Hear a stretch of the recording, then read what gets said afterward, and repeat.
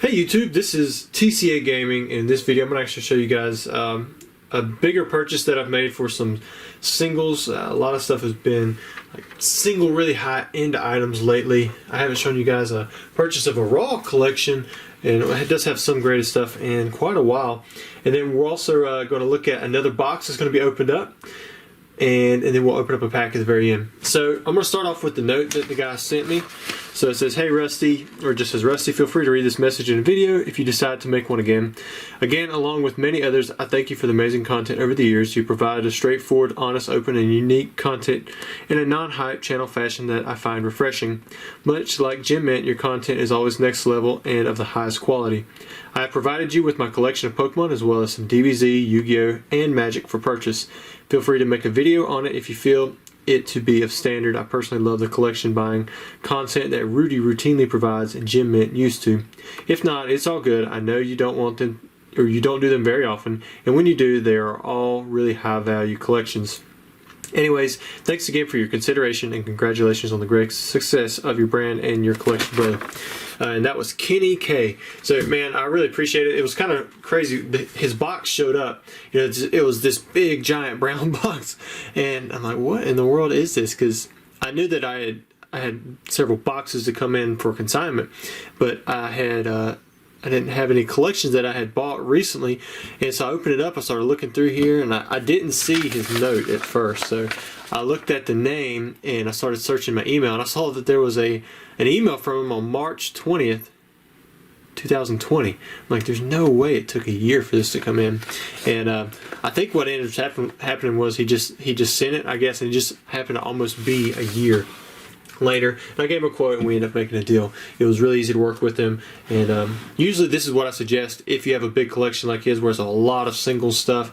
Just send me the collection, I'll give you a quote. If you don't like it, I'll send it to you back, but most of the time I can give you a much better quote in person and a whole lot faster than having to do it piece by piece, you know, in pictures and ask about condition, you know, all that stuff. So first I'm going to actually start off with the Psa Graded Cards that he sent me. I'm not going to show you guys everything, I'm going to show you some of the highlights. So this right here, I think this is going to be the one card going into my personal collection. I do already have a Blastoise 1999-2000. However, I like keeping all of the 1999-2000 base set hollows just because they're really tough to come by. They are way more rare than just the regular unlimited base set, and that's what I mean right there. If you look at it, it says 1999-2000. PSA just started recognizing them, so that's really cool. Next up, we have a Snorlax from the Best CD collection. Then we have the Charizard as well in a 10, the Blastoise in a 10, then we have two Venusaurs in a 10. The Charizard is probably one of the most expensive cards in the collection. It's a little over $1,000 right now. Then we have an Alakazam, a Blastoise, got a Chansey, Charizard 8, that one's pretty expensive. Then we have a lot of the other base set hollows. Most of these are just regular unlimited and PSA 8. That was it for the PSA stuff. He had a lot of singles. I've already pulled out a stack of like, 400 cards that I'm probably going to send to PSA.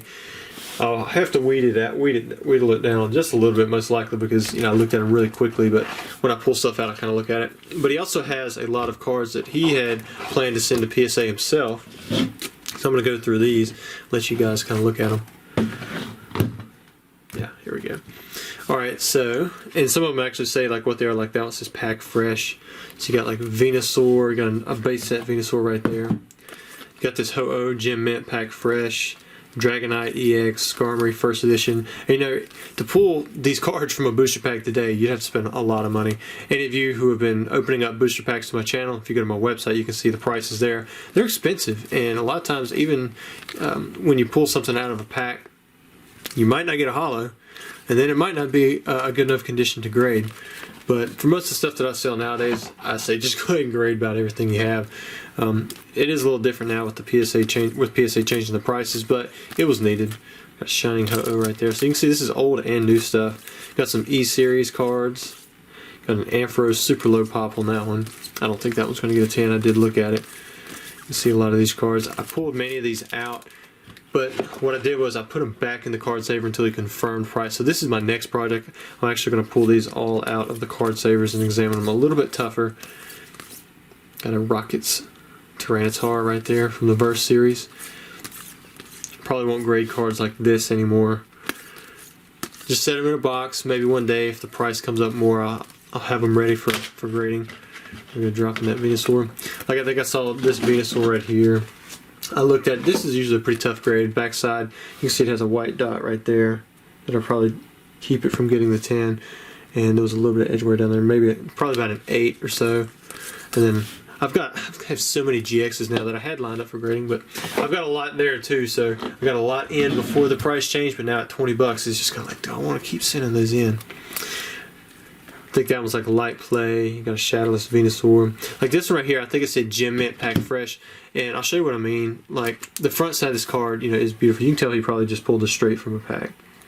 But then you go to the back side, and you can see up here in the top corner, those top 2 corners and this bottom left, that it looks like it has significant edge wear. It's probably just where, like from the cutting, where they cut the card. If it'll zoom on it. But I don't see this card getting, you know, higher than a 7, even though it's, you know, it was probably straight from a booster pack. He had a lot of EX series cards that were in really nice shape. Some of these aren't perfect, but I would still grade them anyways. You have these Shinings. Look at that. Shining Gyarados, Tyranitar. You got a Gold Star Charizard, Shining Charizard. Got a Shadowless. I think I put that one about a 5. Got some regular and limited base set. Got Blaine's Charizard. This one said Pack Fresh. I think when I looked at it, it looked to be maybe like a 9.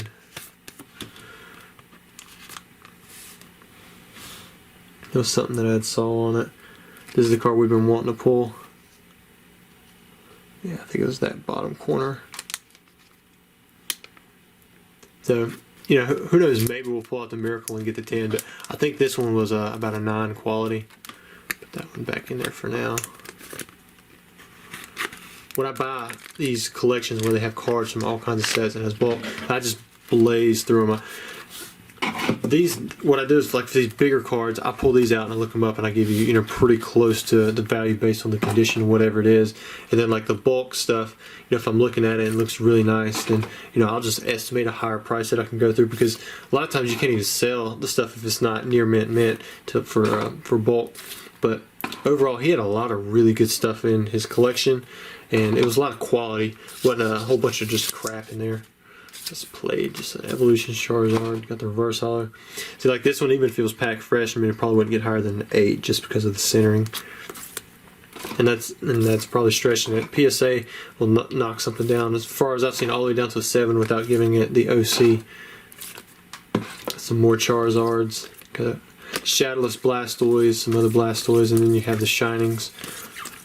And then there's that pack fresh Venusaur. We set these off to the side. It was a really cool collection. It's been a while since I bought one like this, and maybe we'll get around to buying some more of those. So thank you, Kenny. Next, I bought a Black Skull Dragon. After watching Ruxin's video, I decided, you know what, I'm going to go buy that Black Skull Dragon that I've been watching on eBay, and it had actually went to auction, so I went ahead and won it in auction. But this is an original print, which is really cool. I'm pretty sure it is anyways, from what I looked at.